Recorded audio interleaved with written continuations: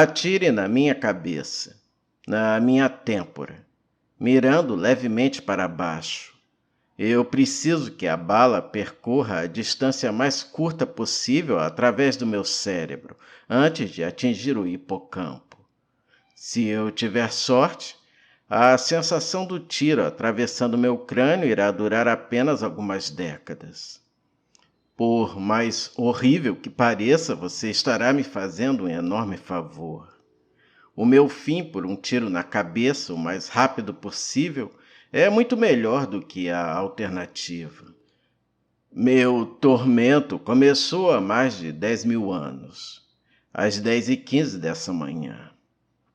Eu ganho um dinheiro extra participando de testes de medicamentos.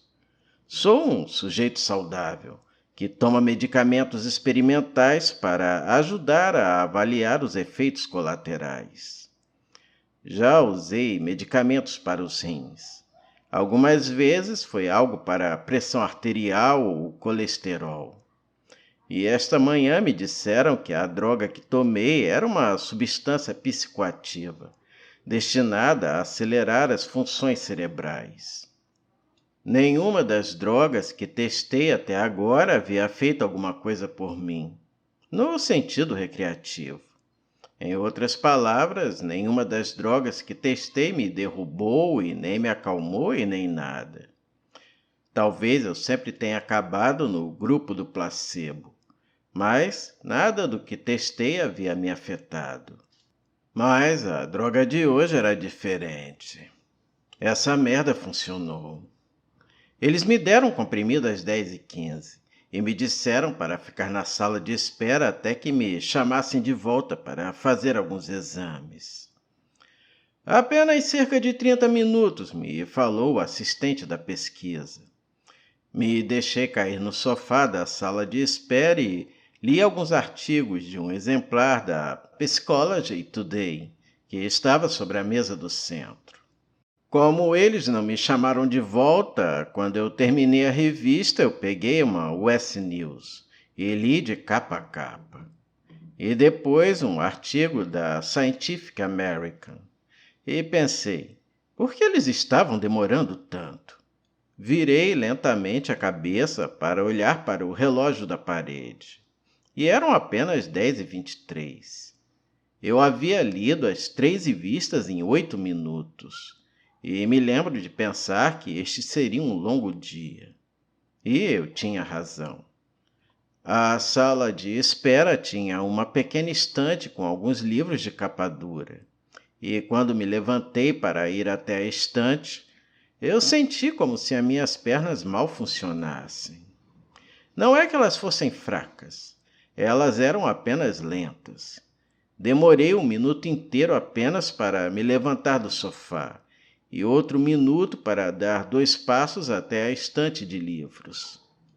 Examinei os livros na estante e peguei um exemplar de Moby Dick. Meus braços tinham os mesmos problemas que minhas pernas. Só de dar mais um passo à frente para pegar o livro demorou muito. Na verdade, eu fiquei bastante entediado, só de esperar a minha mão alcançar a lombada do livro. Voltei para o sofá e desabei sobre ele uma queda em câmera lenta, que me lembrou dos saltos em baixa gravidade dos astronautas na Lua. Abri lentamente o Moby Dick e comecei a ler. Comecei com Meu nome é Ismael e cheguei até o Ahab, jogando seu cachimbo no mar, que era o maldito capítulo 30.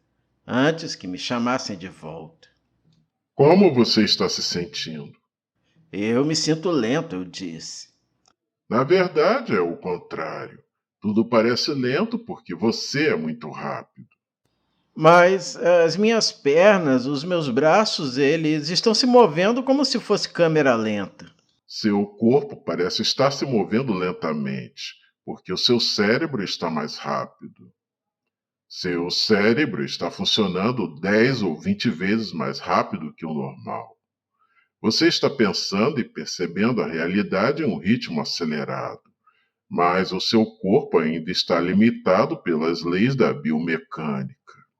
Acredite, você está se movendo muito mais rápido do que uma pessoa normal. Ele fingiu um movimento de corrida que para mim parecia um passo de tartaruga. Seu cérebro está funcionando muito mais rápido agora. Tanto que até a sua corrida mais rápida vai parecer algo muito lento para você. Pensei em minha caída em câmera lenta no sofá da sala de espera. Mesmo que meus músculos tivessem desacelerado, o meu corpo ainda reagiria à gravidade da mesma maneira. E eu realmente não conseguia entender isso. Os músculos lentos não pareciam explicar o porquê a gravidade parecia mais fraca.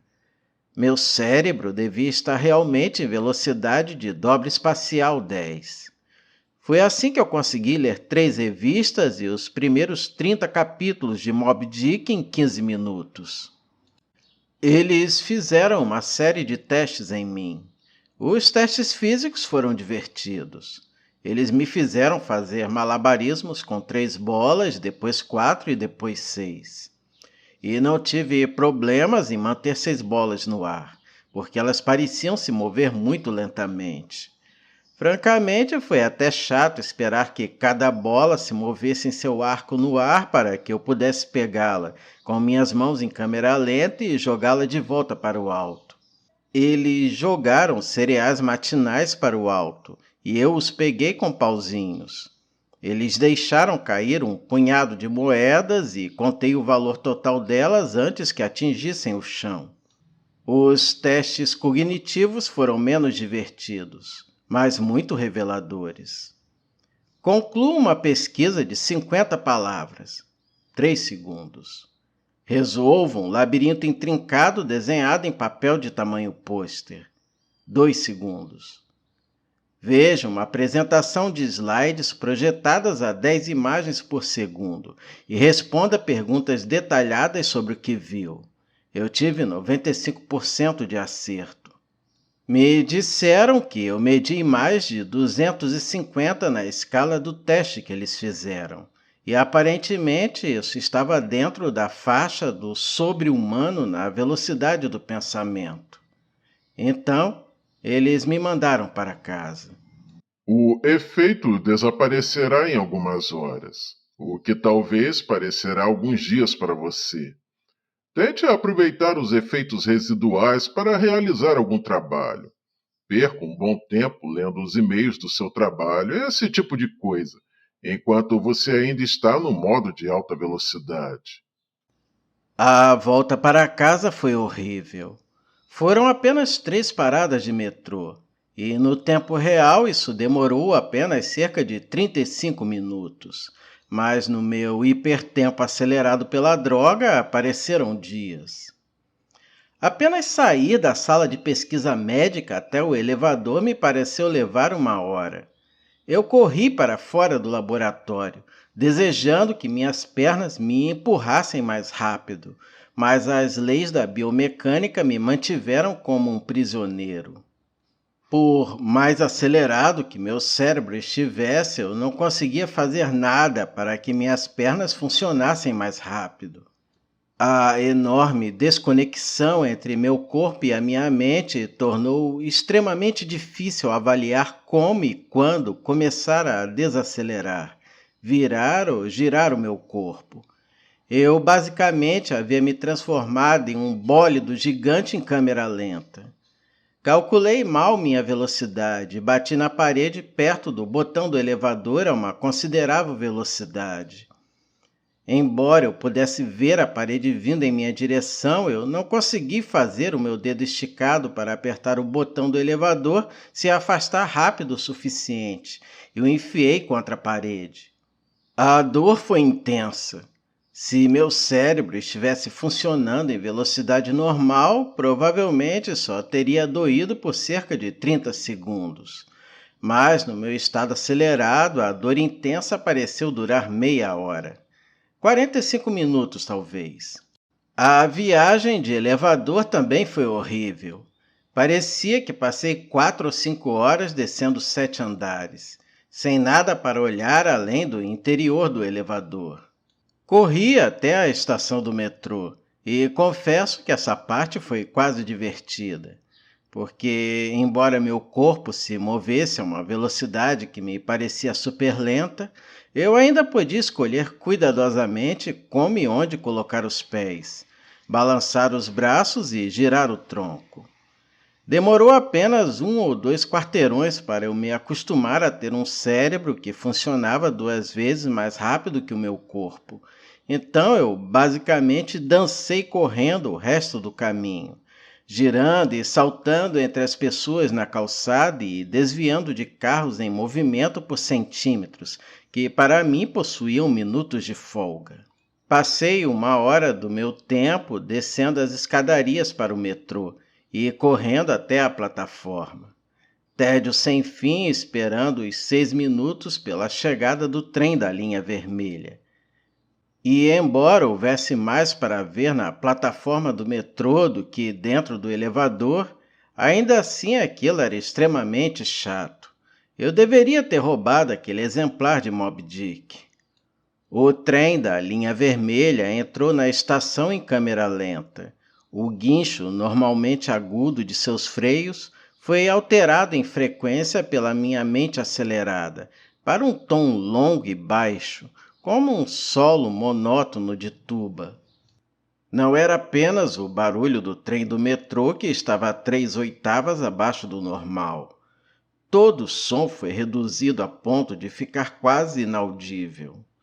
As vozes desapareceram, deslocadas abaixo da frequência limite da minha audição. Até consegui ouvir um bebê gritando no meu vagão do metrô. Seus gritos diminuíram para soar como se fossem cantos de baleia. Sons agudos, como buzinas de carro e caminhões saltando sobre buracos, eram rugidos baixos e turvos, como se fossem trovões distantes. No centro de pesquisa, eu ainda conseguia ouvir e me comunicar com a equipe de pesquisa, mas agora a comunicação verbal com qualquer pessoa seria impossível. Os efeitos da droga ainda estavam se intensificando. Passei o que pareceram dias naquele maldito trem da linha vermelha. Dias, ouvindo o canto de baleia do bebê gritando e o solo de tuba vindo dos freios, e onde as vozes comuns tinham frequência fora do meu alcance de audição. Os cheiros não pareceram ser afetados. Eu não perdi o sentido do olfato em relação ao odor corporal, ao fedor dos freios do trem e à mistura de peidos e outros cheiros que flutuavam no vagão do metrô. Finalmente consegui voltar para o meu apartamento. Correr pela porta aberta e entrar no hall da frente a toda velocidade foi como uma descida lenta e relaxante em um rio lento. Fiquei aliviado por estar em casa. Pelo menos eu tinha coisas que poderia fazer por lá. Peguei um livro que eu estava lendo, 100 Anos de Solidão, e o terminei, apesar de virar as páginas tão rapidamente que rasguei muitas delas. Parecia que a maior parte do tempo que passei terminando o livro foi gasto virando as páginas, e não realmente o lendo. E apenas 3 minutos haviam se passado desde que eu havia chegado em casa. Tentei navegar na internet. E, meu Deus, hoje em dia os computadores já demoram muito para inicializar. Mas, naquela situação, tudo era frustrantemente lento. Aparentemente foram horas para carregar cada nova página em uma fração de segundo para lê-la. Foram 100 artigos em meu feed de notícias, lidos em apenas mais 3 minutos que haviam se passado. Mergulhei na minha pilha de livros ainda a serem lidos e terminei mais 2. E apenas mais 4 minutos haviam se passado. Decidi tentar dormir para me livrar dos efeitos residuais da droga. Infelizmente, seja qual for a parte da minha mente responsável pela percepção e que foi acelerada a hipervelocidade pela droga, não é a mesma que governa o sono. Apesar de estar acordado pelo que considerei que eram dias, O meu cérebro físico ainda acreditava que eram 1h25 e eu não estava pronto para dormir. Mesmo assim, eu tentei dormir. Fui até o meu quarto, em uma lenta caminhada de 45 minutos pelo meu apartamento, e me joguei na cama, caindo preguiçosamente como se fosse uma pena no colchão. Fechei os olhos e fiquei ali por horas e horas, que foram na realidade 10 minutos antes de desistir. O sono não viria. Eu estava enfrentando o que pareciam dias, ou talvez até semanas, preso em uma prisão em câmera lenta. Então resolvi tomar uma pílula de Ambien. A sensação da pílula e do gole de água que usei para engolir, deslizando pela minha garganta, era nauseante. Era como um caroço que bloqueava a minha respiração, movendo-se como uma lesma na direção do meu esôfago. Eu li um livro e 10 minutos se passaram. Eu li outro e foram mais 18 minutos desde que eu havia tomado o Ambien. Joguei o livro pela sala, enojado com a minha situação. O livro lentamente fez piruetas e girou no ar, como se fosse uma folha soprada por uma brisa em câmera lenta. Ele atingiu a parede com um estrondo longo e fraco, o único som que ouvi durante o que pareceram horas, e então caiu no chão como um chinelo afundando em uma piscina. A força da gravidade não havia mudado desde que eu tomei a pílula. As leis da física eram as mesmas. Apenas a minha percepção do tempo que havia ficado maluca. Isso significava que eu poderia usar a velocidade com que as coisas pareciam cair como forma de avaliar os efeitos da droga. E com base no tempo que o livro levou para cair no chão, estimei que os efeitos da droga ainda estavam se intensificando. Eu li uma revista e depois liguei a televisão. Eu via claramente cada frame do vídeo como se estivesse assistindo a uma apresentação de slides. E frustrado, eu desliguei a TV. Eu resolvi ler um pouco mais. Eu peguei os 2 primeiros livros de A History of the English Speaking Peoples, do Churchill. Não é exatamente uma leitura leve, e francamente eu estava odiando. Mas, dadas as horas de tédio que seriam necessárias para pegar outro livro na estante, apenas sentar no sofá e ler Churchill era melhor, ou pelo menos pior. Já haviam se passado 35 minutos desde que havia tomado o Ambien.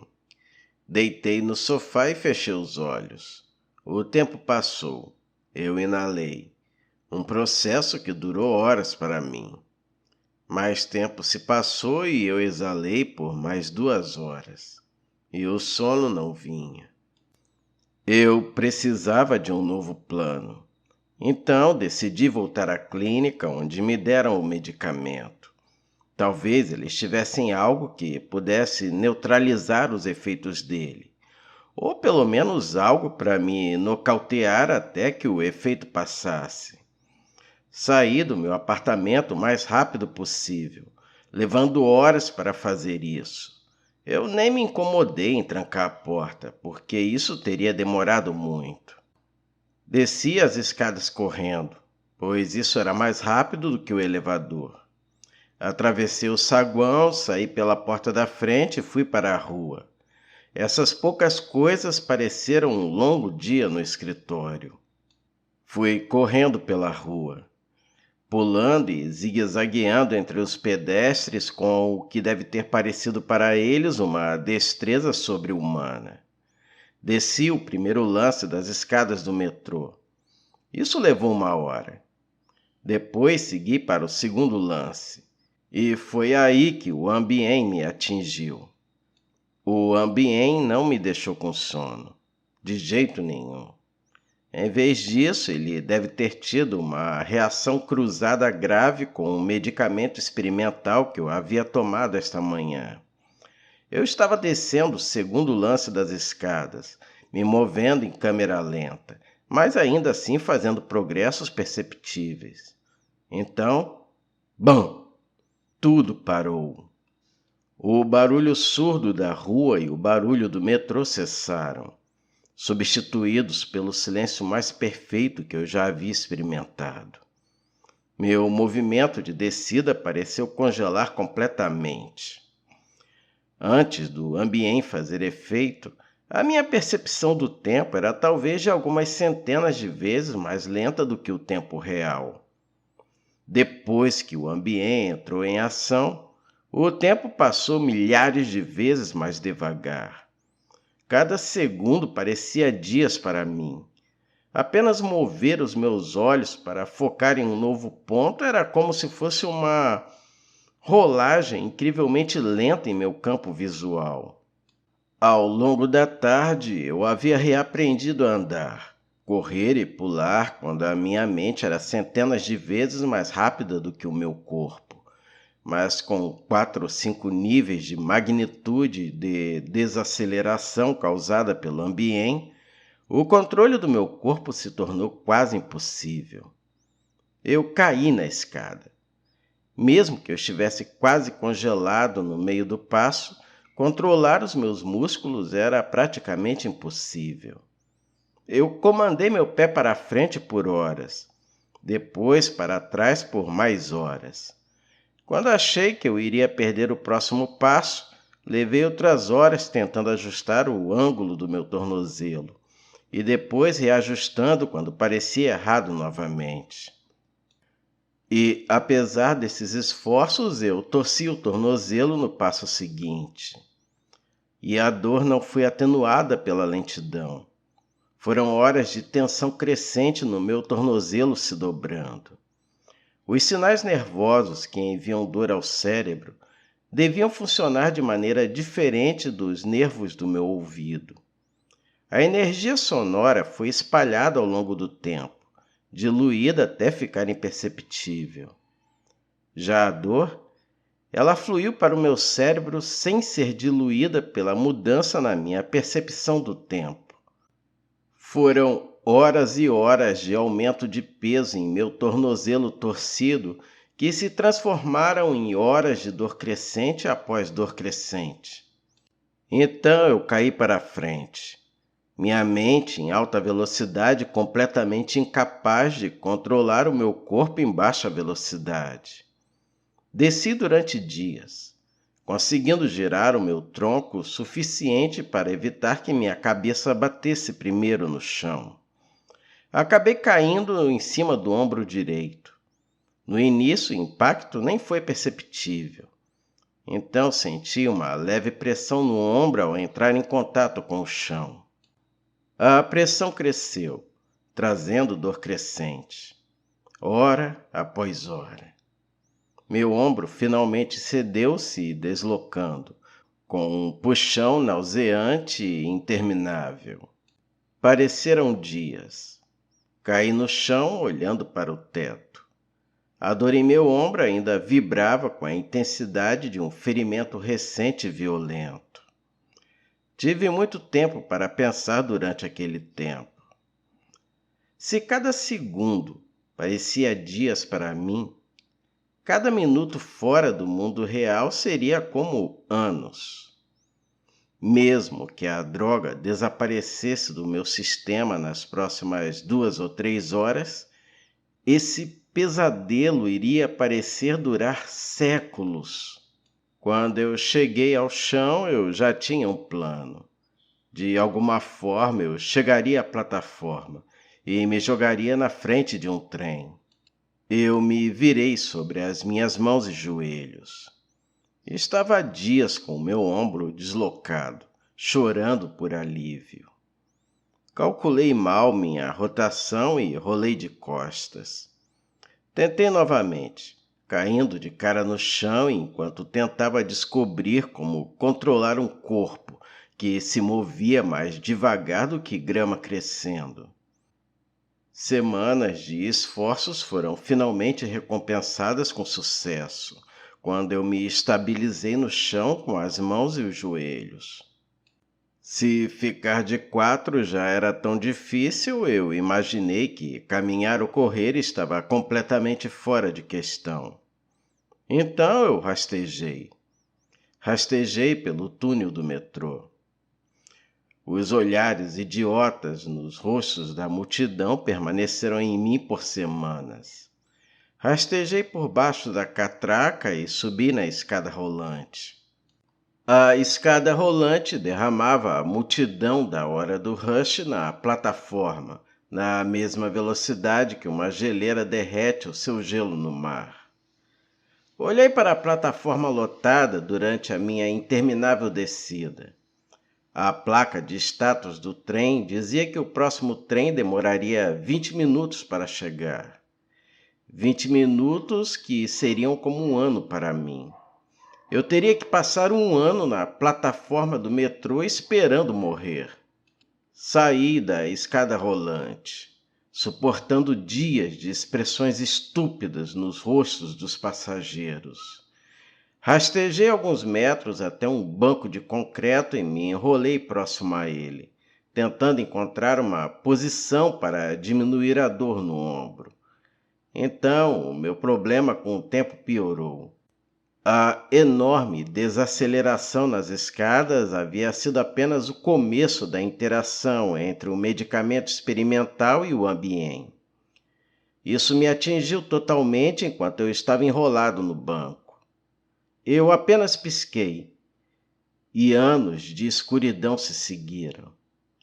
O som já havia desaparecido, e, com o meu piscar, a visão também desapareceu. Tudo que existia era a dor da minha queda.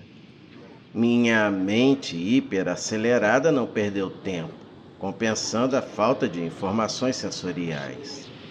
Vozes começaram a falar comigo. Elas cantaram para mim em línguas que nunca existiram.